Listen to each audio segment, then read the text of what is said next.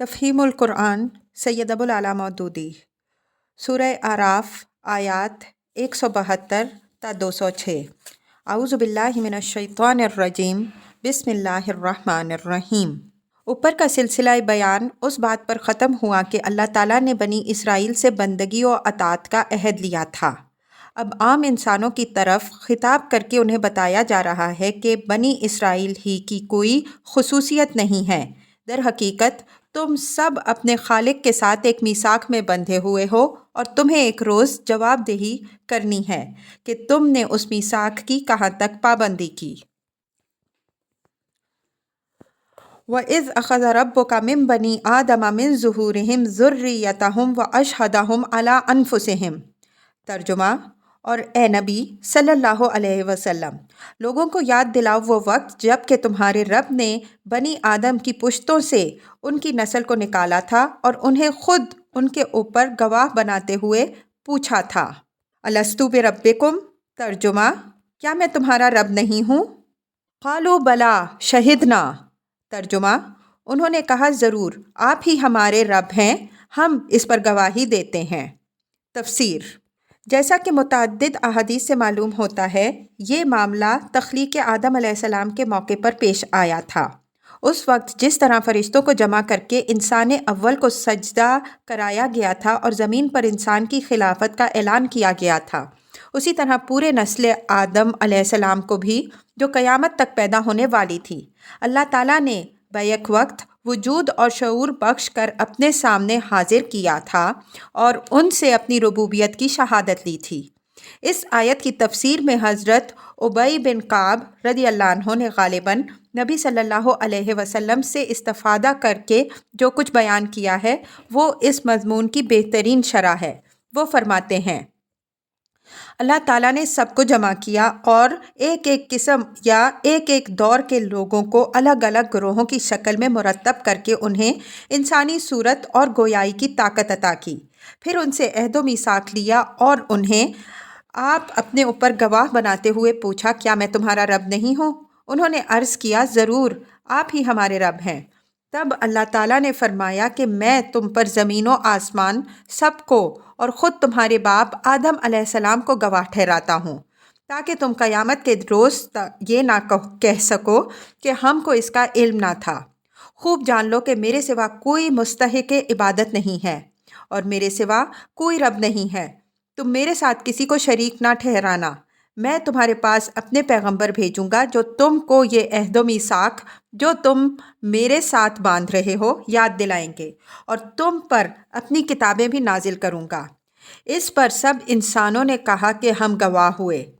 آپ ہی ہمارے رب اور آپ ہی ہمارے معبود ہیں، اور آپ کے سوا نہ کوئی ہمارا رب ہے نہ کوئی معبود۔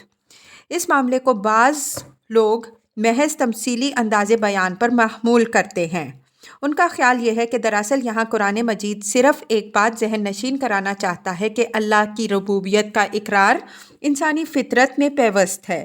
اور اس بات کو یہاں ایسے انداز سے بیان کیا گیا ہے کہ گویا یہ ایک واقعہ تھا جو عالم خارجی میں پیش آیا۔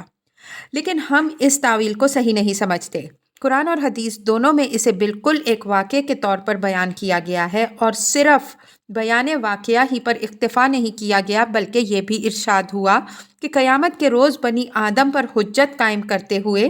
اس ازلی عہد و اقرار کو سند میں پیش کیا جائے گا۔ لہٰذا کوئی وجہ نہیں کہ ہم اسے محض ایک تمثیلی بیان قرار دیں۔ ہمارے نزدیک یہ واقعہ بالکل اسی طرح پیش آیا تھا جس طرح عالم خارجی میں واقعات پیش آیا کرتے ہیں۔ اللہ تعالیٰ نے فی الواقع ان تمام انسانوں کو جنہیں وہ قیامت تک پیدا کرنے کا ارادہ رکھتا تھا، بیک وقت زندگی اور شعور اور گویائی عطا کر کے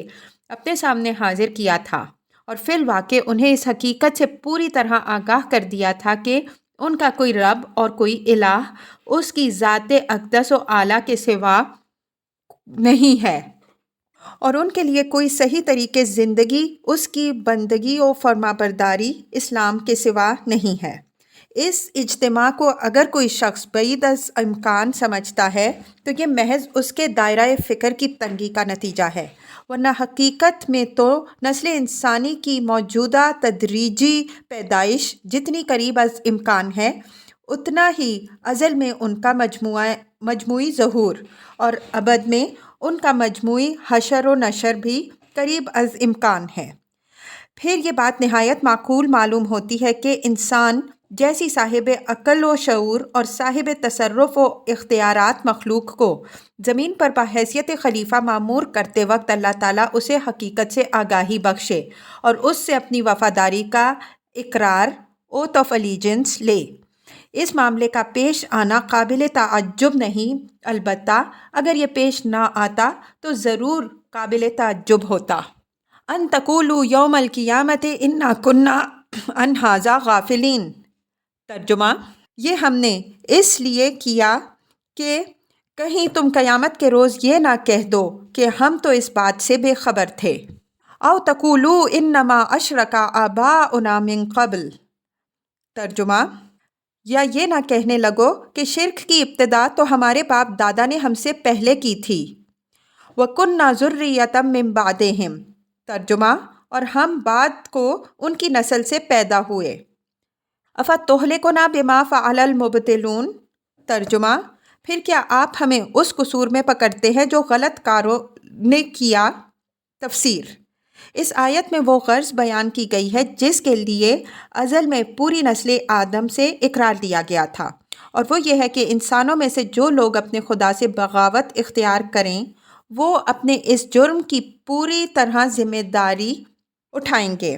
انہیں اپنی صفائی میں نہ تو لا علمی کا عذر پیش کرنے کا موقع ملے گا اور نہ وہ سابق نسلوں پر اپنی گمراہی کی ذمہ داری ڈال کر خود بری الذمہ ہو سکیں گے۔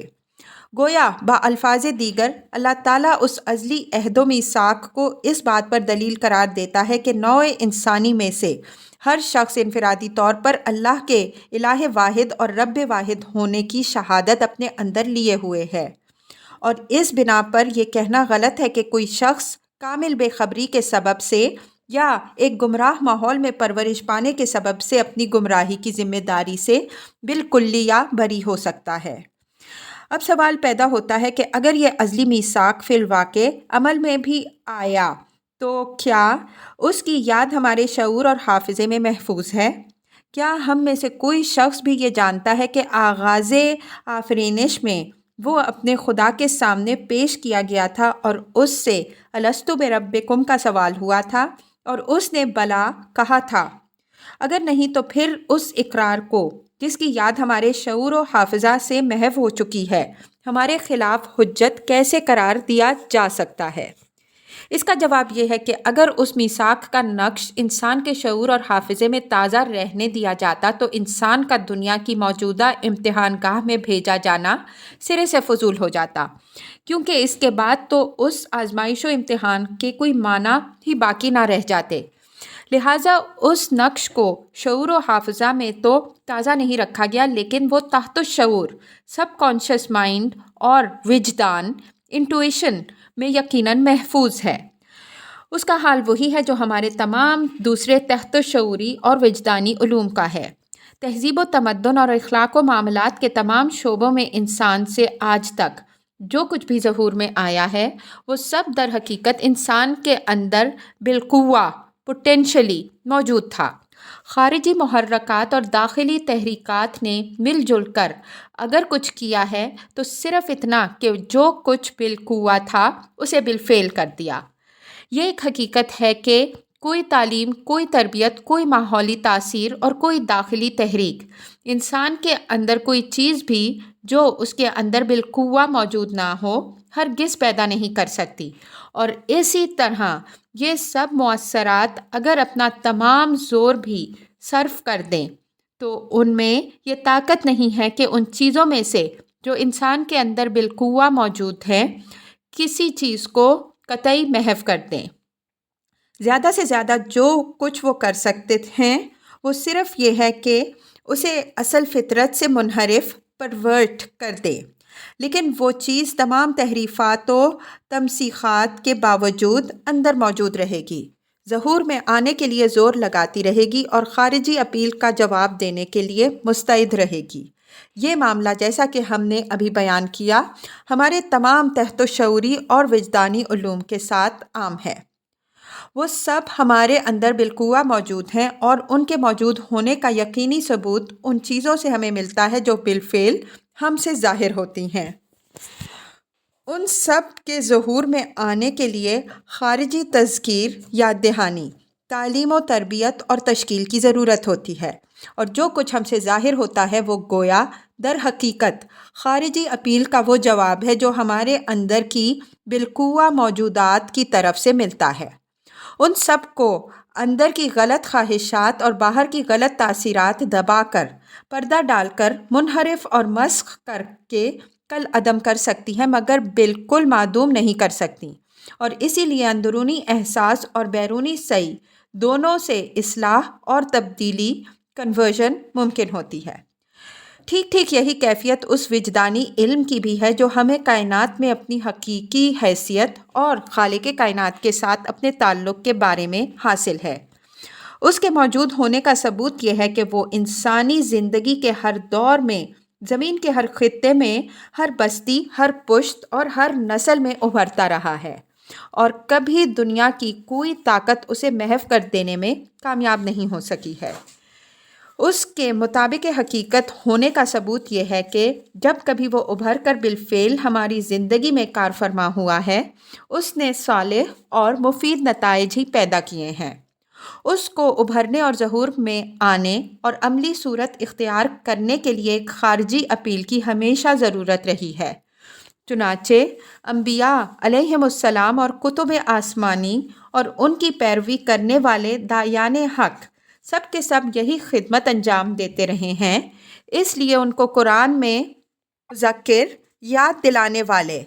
ذکرہ یاد، تذکرہ یادداشت، اور ان کے کام کو تذکیر، یاد دہانی کے الفاظ سے تعبیر کیا گیا ہے،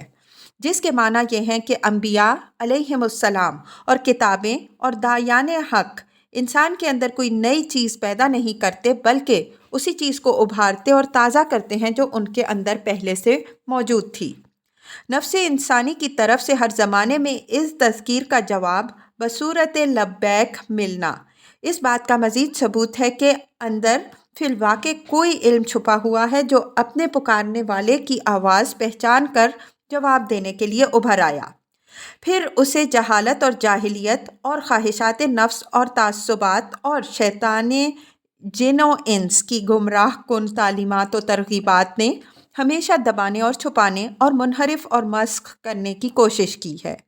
جس کے نتیجے میں شرک، دہریت، الحاد، زندقہ اور اخلاقی و عملی فساد رونما ہوتا ہے۔ لیکن ضلالت کی ان ساری طاقتوں کے متحدہ عمل کے باوجود اس علم کا پیدائشی نقش انسان کی لوح دل پر کسی نہ کسی حد تک موجود رہا ہے، اور اسی لیے تذکیر و تجدید کی کوششیں اسے ابھارنے میں کامیاب ہوتی رہی ہیں۔ بلا شبہ دنیا کی موجودہ زندگی میں جو لوگ حق اور حقیقت کے انکار پر مصر ہیں، وہ اپنی حجت بازیوں سے اس پیدائشی نقش کے وجود کا انکار کر سکتے ہیں، یا کم از کم اسے مشتبہ ثابت کر سکتے ہیں، لیکن جس روز یوم الحساب برپا ہوگا، اس روز ان کا خالق ان کے شعور و حافظہ میں روز اول کے اس اجتماع کی یاد تازہ کر دے گا جبکہ انہوں نے اس کو اپنا واحد معبود اور واحد رب تسلیم کیا تھا۔ پھر وہ اس بات کا ثبوت بھی ان کے اپنے نفس ہی سے فراہم کر دے گا کہ اس میثاق کا نقش ان کے نفس میں برابر موجود رہا، اور یہ بھی وہ ان کی اپنی زندگی ہی کے ریکارڈ سے علی رؤوس الاشہاد دکھا دے گا کہ انہوں نے کس کس طرح اس نقش کو دبایا، کب کب اور کن کن مواقع پر ان کے قلب سے تصدیق کی آوازیں اٹھیں، اپنی اور اپنے گرد و پیش کی گمراہیوں پر ان کے وجدان نے کہاں کہاں اور کس کس وقت صدائے انکار بلند کی،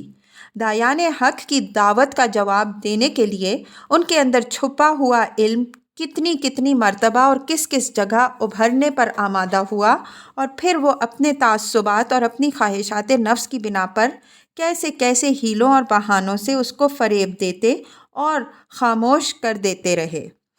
وہ وقت جب کہ یہ سارے راز فاش ہوں گے حجت بازیوں کا نہ ہوگا بلکہ صاف صاف اقرار جرم کا ہوگا۔ اسی لیے قرآن مجید کہتا ہے کہ اس وقت مجرمین یہ نہیں کہیں گے کہ ہم جاہل تھے یا غافل تھے، بلکہ یہ کہنے پر مجبور ہوں گے کہ ہم کافر تھے، یعنی ہم نے جان بوجھ کر حق کا انکار کیا۔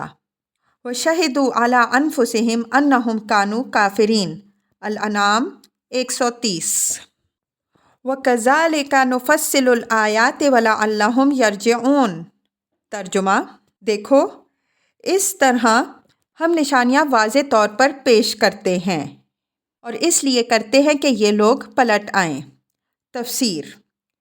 یعنی معرفت حق کے جو نشانات انسان کے اپنے نفس میں موجود ہیں ان کا صاف صاف پتہ دیتے ہیں، اور یہ اس لیے کرتے ہیں تاکہ بغاوت و انحراف کی روش چھوڑ کر بندگی اور اطاعت کے رویے کی طرف لوگ واپس لوٹ آئیں۔